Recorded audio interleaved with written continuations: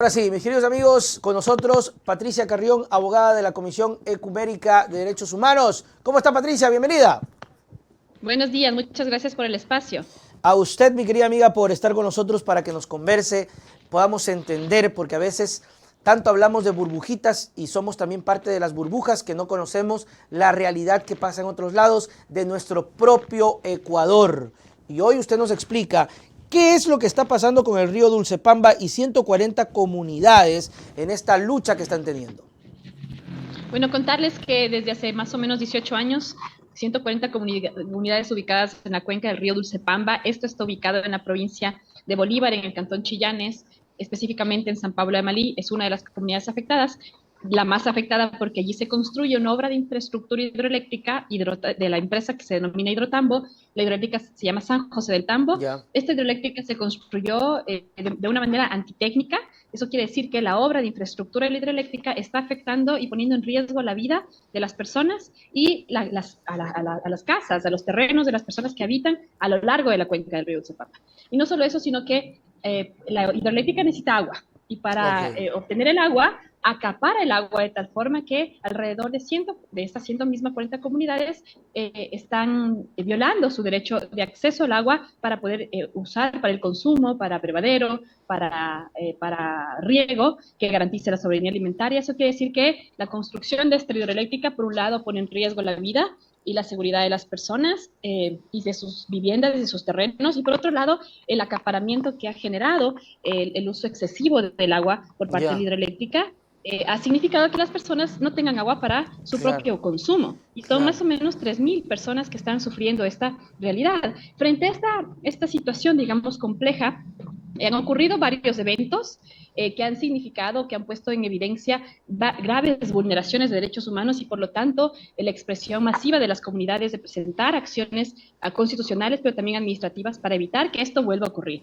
Puntualmente, en el 2015, por la obra de infraestructura mal hecha que significó el desvío antitécnico del río Dulcepamba, se desbordó en invierno el río, Vea usted. cosa que no había ocurrido antes de la construcción de la obra de infraestructura. Se desbordó y se fueron varias casas, 12 casas, murieron 3 personas, entre ellos un niño y una mujer.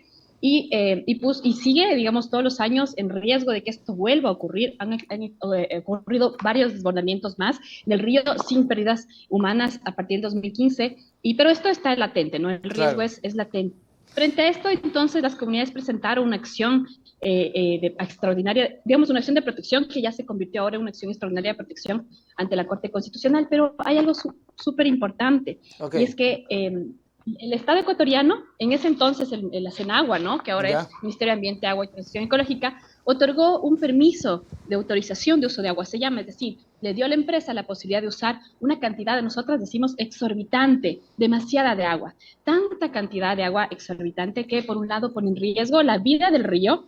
Por otro lado, como he señalado, limita la capacidad de acceder al agua por parte de las comunidades.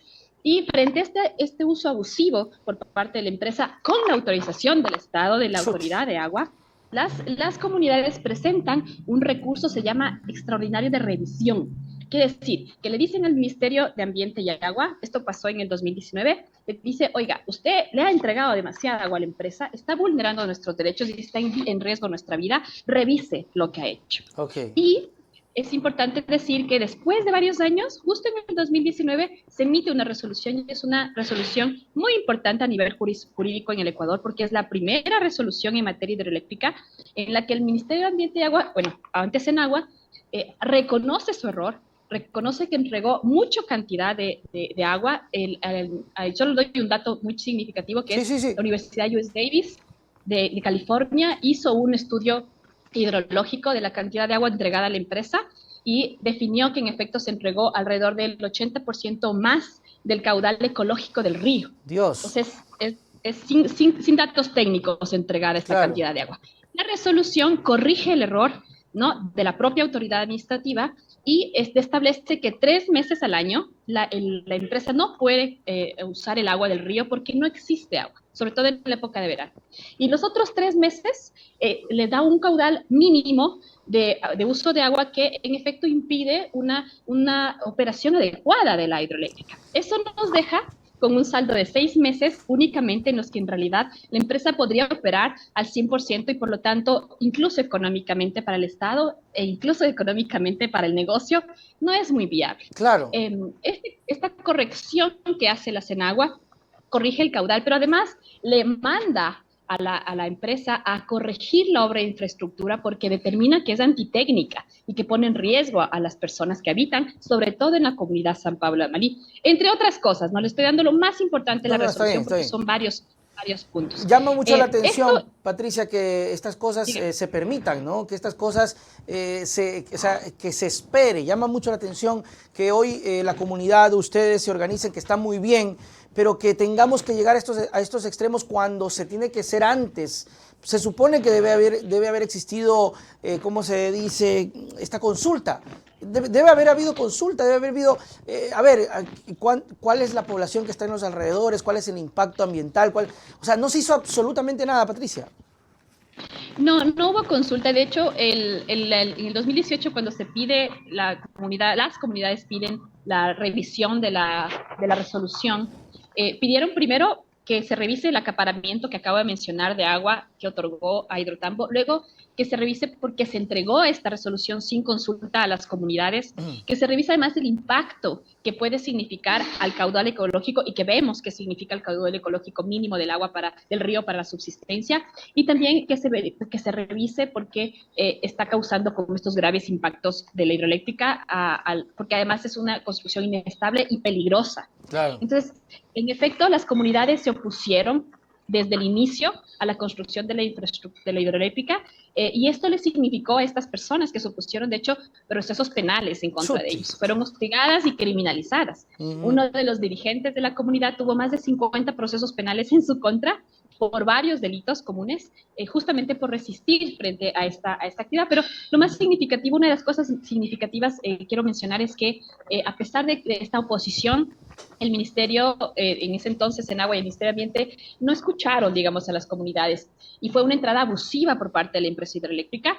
Y también es abusiva porque se configuran, digamos, varias condiciones. Uno es Bolívar, es una provincia en la que existe muchísimo vínculo, ¿no?, entre las empresas que producen y generan recursos con las funciones de control, sobre todo.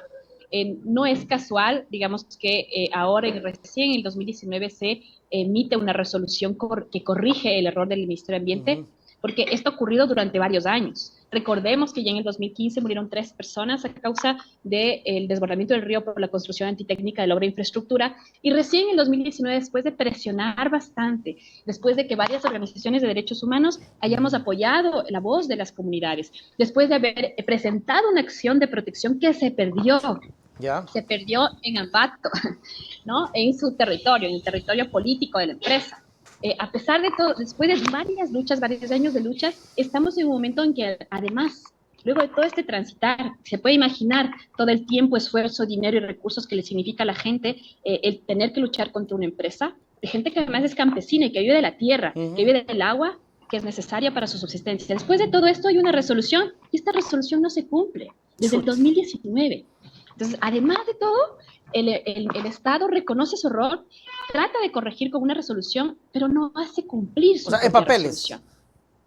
Es un papel. Y justamente ahora estamos solicitando, a propósito de que el Estado hace caso omiso y al cumplimiento de la resolución, a exigir el cumplimiento de la resolución, más bien dicho, por esto que está ocurriendo, nosotras acompañamos a las comunidades en la presentación de se llama es otra acción administrativa que lo que busca es revertir la autorización de uso de agua. Quiere decir que ya se deje sin efecto el permiso que le dieron a la empresa para poder funcionar. Porque en efecto la Ley de Recursos Hídricos establece como una de las posibilidades para que esto ocurra el que si una empresa viola una resolución o sus obligaciones contractuales y sus obligaciones legales, se puede pedir la reversión de la autorización. En ese momento estamos, y esto es lo más significativo quizás del mensaje que quiero dar, en ese momento estamos, le corresponde al Ministerio de Ambiente, Agua y Transición Ecológica ahora, en este proceso administrativo que ya empezamos y que nos costó un año casi para que empiece,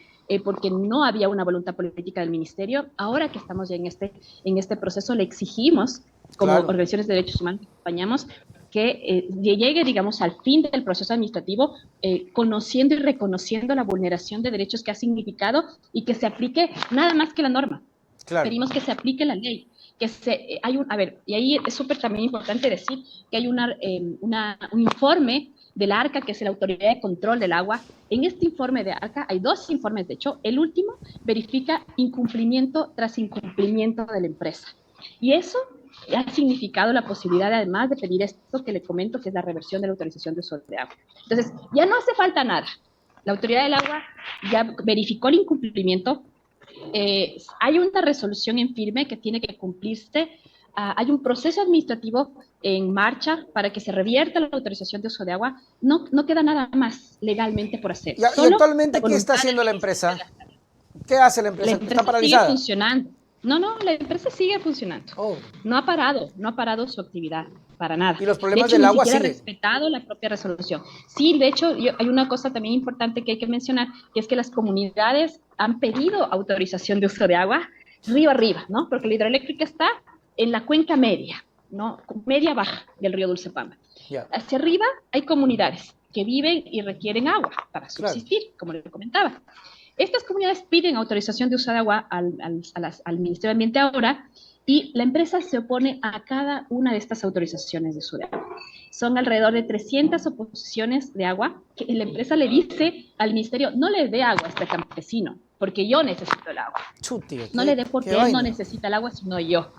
Esas son las oposiciones. Entonces, además el ministerio tiene que tramitar, lo cual le significa un gasto de dinero, esfuerzo y tiempo de sus funcionarios, cada una de estas oposiciones que presenta la empresa frente a un campesino que le solicita pocos litros por segundo al año para poder beber, para poder comer, para poder bañarse, para poder que sus animales beban y coman, y para poder regar sus plantaciones, sus naranjas, sus frutas, que además alimentan a la población, ¿no? Totalmente de y que es su acuerdo. sustento diario.